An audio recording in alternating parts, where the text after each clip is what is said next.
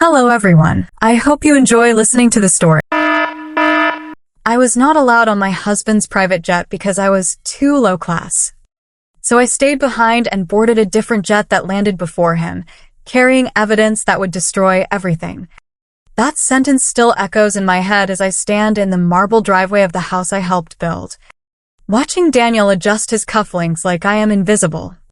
His mother stands beside him, her lips curled in that familiar, polished contempt, while a group of investors laugh softly, sipping champagne as if this humiliation is part of the entertainment. "You would embarrass us," she says, not even lowering her voice, and Daniel does not correct her. He just glances at me, eyes cold, distant, like I am a stranger who wandered into the wrong life. I feel my fingers curl slightly, nails pressing into my palm, but I do not react. Not yet. The engine of the private jet hums faintly in the distance, waiting for them. For their version of success, for their carefully curated image. I am not part of that image anymore. At least, that is what they think. Daniel steps closer, lowering his voice just enough to pretend this is private. "This trip is important," he says. "High-level people. You would not fit in. Let that sink in. After everything I have done for him, after every silent sacrifice, I am now something that does not fit." I nod slowly, forcing my expression to stay calm, even as something inside me fractures. "Of course," I reply, my voice steady in a way that surprises even me. But then I notice it. A small detail, almost nothing. The flight manifest sitting loosely in his hand. 2 names highlighted. His and another one. Not a colleague I recognize. Not anyone from the firm. A woman's name. My stomach tightens, not with heartbreak, but with clarity. Red flags do not appear out of nowhere. They build, quietly, patiently, until you are forced to see them. The late nights. The locked phone. The sudden obsession with privacy. I should have seen it sooner. But now I do. He walks away without looking back, joining his mother and the others as they head toward the waiting car that will take them to the airstrip. Laughter follows him, light and careless, as if nothing has just shifted. I stand there alone, the silence wrapping around me like a warning. Most people would cry. Most people would beg. I do neither. Instead, I reach into my bag and take out my phone, my hand steady, my mind already moving 3 steps ahead. I dial a number I have not used in years. When the call connects, I do not hesitate. "I need a jet," I say quietly, "and I need it to leave within the hour. Because I am not staying behind. I am just taking a different route. And for the first time, I am not following him. I am hunting the truth he thought he buried, and I can already feel it rising to the surface. Sharp and unforgiving, like something that has been waiting far too long to be seen." The private jet I charter lands just before sunset. The runway glowing gold under a sky that looks too peaceful for what I am about to uncover. I step down slowly, heels clicking against the metal stairs. My reflection briefly flashing in the polished surface of the fuselage. I look composed, calm, untouchable. No one here knows who I am, and that is exactly how I want it. The resort stretches out ahead like a fantasy. Glass walls, infinity pools, staff moving with rehearsed precision. This is the world Daniel said I did not belong to. I walk straight into it without hesitation. At the front desk, I give a different name. The receptionist smiles politely, completely unaware that I am here to dismantle a life, not enjoy a vacation. Within minutes, I have a room overlooking the ocean. Directly across from the private villas reserved for elite guests. I do not need to ask who is staying there. I already know. I drop my bag, do not even sit down, and head back out, my pulse steady, my mind sharp. Every step feels calculated, like I have crossed a line I can never uncross. But there is no fear left, only focus. I spot him near the infinity pool. Daniel is laughing, really laughing, the kind of laugh I have not heard in months. It cuts deeper than any insult. And then I see her, younger, effortless. draped in a silk cover-up that probably costs more than most people make in a month. Her hand rests on his arm like it belongs there. Like I never did. I stop behind a column, just out of sight, my breath slowing instead of speeding up. This is the moment most people would break. I do not. I watch. You worry too much, she says, her voice light teasing. Your wife will never find out. Daniel smirks, shaking his head. She would not even understand what she is looking at. She is convenient. Nothing more. Convenient. The word lands like a blade, but I do not flinch. My hand tightens slightly around my phone as I lift it, angling the camera just enough. I capture everything. The touch. The tone. The truth. This is not suspicion anymore. This is confirmation. Clean. Undeniable. But as I stand there, recording the quiet destruction of my marriage, something unexpected happens. The pain does not grow. It fades, replaced by something colder, something far more dangerous. I follow them at a distance as they move toward one of the private lounges. They do not notice me. Why would they? In their world, I do not exist. Inside, the lighting dims, conversations soften, and money flows through the air like oxygen. I take a seat at the bar, turning slightly so I can still see them reflected in the mirror behind the bottles. Their voices drop, but not enough. We finalize everything tomorrow, Daniel says, leaning closer to her. The investors are ready. Once the transfer clears, it is done. And the accounts, she asks. All offshore. Clean. No one can trace it back. My fingers freeze for half a second. Then I press record again. This is no longer just betrayal. This is something else entirely. Something bigger. My mind begins connecting pieces I did not even realize I had. The late-night calls. The documents he refused to share. The sudden interest in international accounts. I always thought he was hiding something. I just did not know it was this. I finish my drink without tasting it and leave before they do, my thoughts already racing ahead.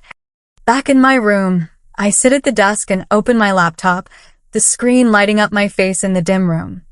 I log into a system I have not touched in years, one Daniel never knew existed. Old credentials. Old access.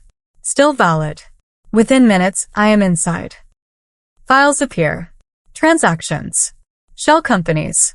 Numbers that do not add up unless you know exactly what you are looking for. And I do. Every transfer tells a story. Every hidden account leads somewhere darker. He did not just cheat on me. He used the life we built as a cover for something illegal. I copy everything. Every document. Every record. Every piece of evidence that could tie him to this. My hands move fast, precise, like I have been preparing for this moment without even realizing it. I back up the files twice, encrypt them, send one copy to a secure contact. If anything happens to me, this does not disappear. Neither does he. My phone buzzes suddenly, lighting up beside me. Daniel. I stare at his name for a moment before answering. Hey, I say, my voice soft, controlled. Everything okay? He asks, almost casually. You sounded off earlier. I glance at the screen filled with his secrets. I'm fine, I reply. Just tired. He exhales, relieved. Good. I will be back in a few days. We will talk then. We will, I say quietly. When the call ends, I set the phone down and lean back in my chair, staring at the ceiling. He has no idea. Not about me being here. Not about what I have seen. Not about what I have in my hands right now. He thinks he is ahead. He thinks he is untouchable. He is wrong. I close the laptop slowly, a faint smile forming on my lips, not from happiness, but from certainty. I came here looking for the truth about a woman. I found something far more valuable. Something that can destroy him completely. And that is when I realize I am not just going to leave him. I am going to end him.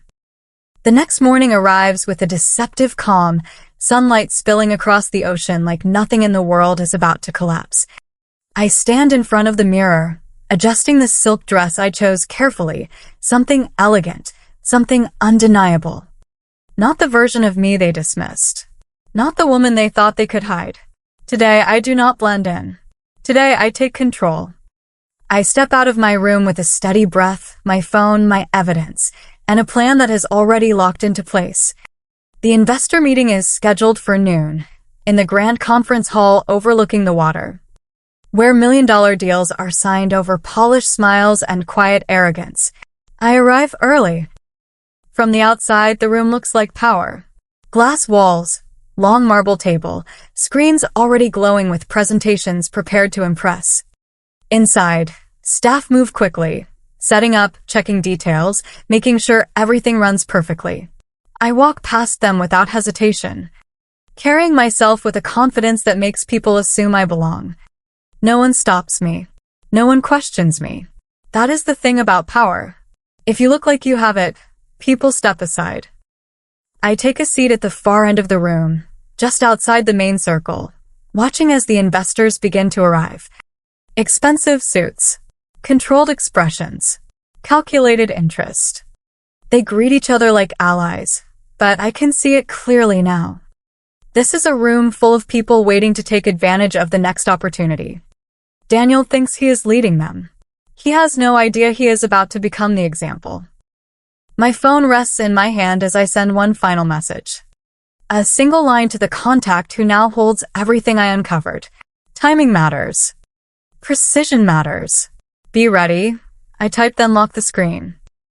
When Daniel walks in, he does not see me at first. He is too busy performing. His posture shifts instantly. Shoulders back, voice confident, smile polished. The woman from the pool walks in beside him, dressed like she already belongs to his future. She takes a seat close to him, not hiding anything now. Why would they? In their minds, they already won. I watch him greet the investors, shaking hands, making promises, building the illusion that he is in control of everything in this room. I should feel anger. I should feel something raw and overwhelming. Instead, I feel calm, cold, focused. The presentation begins. Charts appear on the screen. Growth projections. Expansion plans. Numbers that look clean on the surface but now feel hollow to me. I know what is behind them. I know where the money really goes. Daniel speaks with authority, his voice steady, explaining how this deal will change everything, how it will elevate everyone involved. The investors nod, some leaning forward, already calculating profit. And that is when I stand up. The sound of my chair sliding back cuts through the room, sharp and unexpected. Heads turn. Conversations pause. Daniel's voice falters for just a second before he looks in my direction, confusion flashing across his face. For a brief moment, he does not recognize me. And then he does. "What are you doing here?" he asks, the confidence in his voice cracking just slightly. I do not answer immediately. I walk forward instead, each step deliberate, measured, until I am standing at the center of the room, where he thought he owned the space. The woman beside him stiffens, her eyes narrowing, trying to place me, trying to understand why I am not backing down. "You said I did not belong here," I say calmly, my voice carrying through the silence. "I just wanted to see what this level looks like." A few of the investors exchange glances, sensing something is off. Daniel forces a tight smile. "This is not the time," he says under his breath. "We will talk later." "No," I reply, just as quietly. "We will not." I reach into my bag and pull out a small device, connecting it to the main screen before anyone can stop me. For a split second, nothing happens. Then the presentation disappears. The first image appears. It is him, by the pool, laughing, her hand on his arm. The room goes still. Someone shifts in their seat. Another investor leans forward, eyes narrowing. Daniel steps toward the screen, his face draining of color. "Turn that off," he says, his voice low, controlled, but there is panic underneath it now. I do not move. The video continues. His voice fills the room. Clear. Undeniable. My wife is convenient. Nothing more. A murmur spreads across the table. The woman beside him pulls her hand away like she has been burned. Daniel turns toward me, anger rising, but it is too late. I tap my phone again. The next set of files appears. Transactions. Offshore accounts. Shell companies. Numbers that do not lie. The room shifts completely. This is no longer gossip. This is risk. Real risk. One of the investors stands abruptly. What is this? He demands. Daniel shakes his head quickly. This is taken out of context, he says, his voice louder now, desperate to regain control. You do not understand the structure. I understand it perfectly. I cut in, my tone steady, almost calm. You moved funds through unregistered accounts. You hid them offshore. You plan to finalize the transfer today. Silence. Heavy. Crushing. And then the doors open. Two officials step inside, followed by security. The shift is immediate. Final. Daniel freezes, his entire body going rigid as reality catches up with him. The investors pull back, distancing themselves instinctively, like he is something toxic. You need to come with us, one of the officials says. Daniel turns to me, his eyes wide now, no arrogance left, no control, just shock. What did you do? He asks, his voice breaking. I meet his gaze without hesitation. You said I was not your level, I tell him quietly. You were right. I step back as they move toward him, as everything he built begins to unravel in real time, in front of the only audience that ever mattered to him. And that is the moment he realizes he has just lost everything. The silence that follows is not immediate chaos. It is slower than that, heavier, like the air itself thickens as reality settles into the room. I do not move. I do not need to. The damage is already done. Daniel stands there, frozen between denial and collapse, his eyes darting from the officials to the investors, searching for someone to anchor himself to, someone to believe him. No one does. The same people who were nodding at his projections minutes ago now lean back in their chairs, distancing themselves, their expressions tightening into something cold and calculating. They are not shocked because of betrayal. They are shocked because they almost invested in a liability. One of the investors clears his throat, adjusting his jacket as if trying to physically separate himself from what just happened. We are suspending all discussions effective immediately, he says, his tone flat, professional, already rewriting the narrative in his head. Another stands up without a word, gathering his documents, avoiding eye contact with Daniel entirely. The room begins to empty in slow, deliberate movements, not rushed, not chaotic, but final. That is what power looks like when it withdraws. It does not scream. It simply disappears. Daniel finally turns back to me, his face pale, his composure shattered in a way I have never seen before. You think this is over? He asks, his voice uneven, trying to pull something from whatever pride he has left. You think you win like this? There is anger there, but it is hollow now, stripped of the confidence that used to carry it. I tilt my head slightly, studying him as if I am seeing him for the first time, because in a way, I am. The man I thought I knew never really existed. What stands in front of me now is the truth, exposed, smaller than I ever imagined. I am not trying to win, I reply quietly. I am correcting a mistake. The officials step closer, one of them gently but firmly placing a hand on his arm. Daniel resists for half a second, instinctively, then stops, as if even he understands that there is no fight left worth having. The woman who stood beside him earlier is gone. She slipped out somewhere between the second video and the first document, disappearing as soon as the illusion cracked. That tells me everything I need to know. Loyalty built on convenience never survives exposure.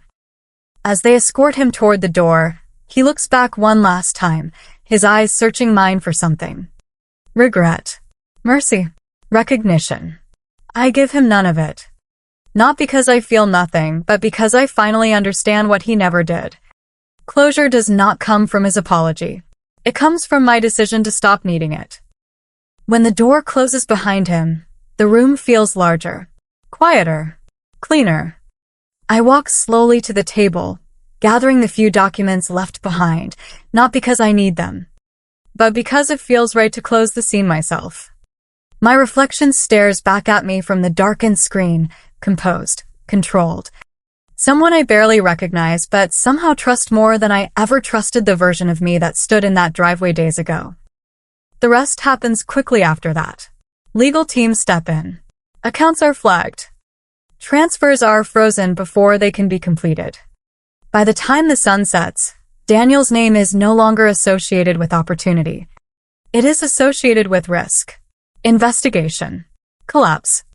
The same system he tried to manipulate now turns against him with ruthless efficiency. There is no dramatic explosion, just a systematic dismantling of everything he built on lies. I leave the resort the next morning without saying goodbye to anyone. There is nothing left to say. The staff nod politely as I pass, unaware that anything unusual has happened. To them, I am just another guest checking out. That is the beauty of it. The world does not stop for personal endings. It keeps moving, indifferent, steady, forcing you to decide whether you will move with it or stay trapped in what no longer exists.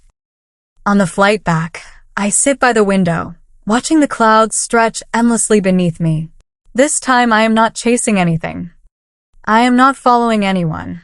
For the first time in a long time, I am simply moving forward. My phone buzzes once. A message from my lawyer confirming what I already expected. Asset reviews have begun. My position is secure. The life I helped build was never truly his to take. When I land, the city feels different. Not because it changed, but because I did.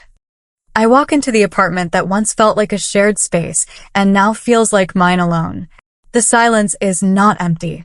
It is peaceful. I set my bag down, take a slow breath, and let it out without tension for the first time in days. I think about everything that led here. The trust, the doubts, the moment in the driveway when I almost accepted being left behind. If I had stayed there, if I had believed what they said about me, none of this would have happened. That is the real difference. Not the jet, not the evidence, the decision. I move to the window, looking out over the city lights as they begin to flicker on one by one. Somewhere out there, Daniel is trying to hold on to whatever is left, trying to make sense of how everything slipped through his fingers. I wonder if he remembers the exact moment he decided I was not enough. I wonder if he understands now that it was never about class, or status, or image. It was about underestimating the one person who knew him best. I close my eyes for a moment, then open them, steady, grounded, certain. He took a private jet to escape me. I took one to end him. The aftermath does not come with noise or chaos. It settles quietly, like dust after something heavy has collapsed. Within days, Daniel's name begins to circulate for all the wrong reasons. Not in headlines at first, but in conversations behind closed doors, in emails marked urgent, in calls that suddenly go unanswered. Deals disappear. Accounts are locked. People who once chased him now avoid even saying his name. That is how a reputation dies. Not with a bang, but with absence. The woman who stood beside him at the resort is nowhere to be found. She vanishes as if she never existed, taking her carefully curated charm with her, leaving nothing behind but proof that she was never loyal to begin with. I hear updates through my lawyer, never directly. I do not need to see him to understand what is happening. Investigations move forward. Financial records are examined line by line. Every hidden transaction becomes another weight pulling him down. He tries to respond at first, to defend himself, to explain. But explanations mean nothing when the evidence is clean, precise, unforgiving. The same precision he once used to hide everything now exposes him completely. There is a certain symmetry in that, a quiet kind of justice that does not need to announce itself. Back in the city, my life begins to reorganize itself in ways I did not expect. Spaces that once felt shared now feel defined, controlled, mine. I move through my days with a clarity that surprises me handling legal matters, restructuring accounts, making decisions I used to hesitate over. There is no hesitation now. No second guessing. The uncertainty that once followed me has been replaced by something steadier. Something grounded in the simple fact that I finally see things as they are. One evening, I receive a message from an unknown number. I do not need to open it to know who it is. I stare at the screen for a moment, then delete it without reading. Closure is not something he gets to give me. It is something I already took for myself the moment I stepped into that room and chose not to look away. That is the difference between who I was and who I am now. I do not wait for permission to move on. Sometimes, I think back to that moment in the driveway, the way they looked at me, the way they decided what I was worth based on their version of the world. It almost feels distant now, like something that happened to someone else. But I remember one thing clearly: the choice. The second where I could have stayed exactly where they placed me, accepted their judgment, believed their version of me. Instead, I stepped forward. That single decision changed everything that came after. I stand by the window again, looking out over the city as the lights stretch endlessly into the distance. The world has not changed. People still measure worth in the same shallow ways. Power still hides behind appearances. But I am no longer part of that illusion. I see it clearly now. And once you see it, you cannot unsee it.